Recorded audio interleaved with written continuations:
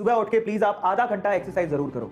Pushups, pullups, लड़कों के लिए बोल रहा हूँ, लड़कियों के लिए आप थोड़ा चल सकते हो, ठीक है। वैसे कोई बाउंडेशन नहीं है, लड़कियां लड़कों से कम नहीं है, चाहे तो लड़कियां भी पुशअप पुलअप कर सकती है, बड़ी बात नहीं है। तो बात करेंगे ये कैसे पॉसिबल है कि एक इंसान पाई की 60,000 तक पॉइंट के बाद 60,000 वैल्यू तक याद रख लेता है नंबर्स को, कैसे पॉसिबल है? साइंटिफिकली प्रूवन है।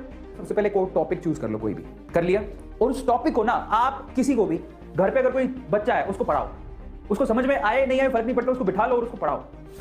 अब वो क्या कहता है, अब जब आप उसको पढ़ा रहे थे तो आप कहां कहां अटके वो देखो। भाई कोई चीज पढ़ा रहे होते हो तो आप देखो कि आप अटके कहां।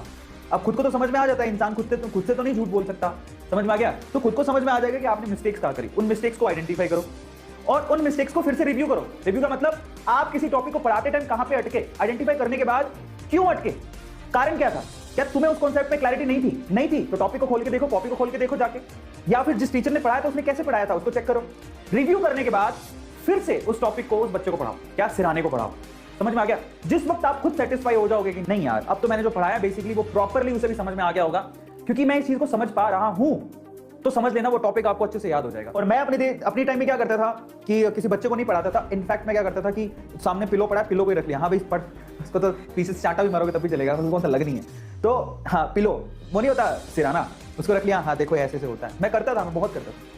ऐसा कहते हैं कि 3 दिन में कम से कम आप 3 दिन के भीतर एक्सरसाइज जरूर करो, दौड़ो, चलो बाहर, ठीक है, थोड़े बहुत एक्सरसाइजेस घर वाले होते हैं वो कर लो, that is more than enough, जिससे आपका माइंड शार्प होता है। आप जब एक्सरसाइजेस करते हो तो आपके ऐसे हार्मोन्स रिलीज होते हैं, कौन से वाले? सेरोटोनिन और डोपामाइन। डोपामाइन के बारे में तो मैंने सुना है, ये हार्मोन्स रिलीज होते हैं और ये हार्मोन्स आपकी कॉन्सेंट्रेशन को इंप्रूव करते हैं, तो ये माइंड शार्प करने का तरीका है।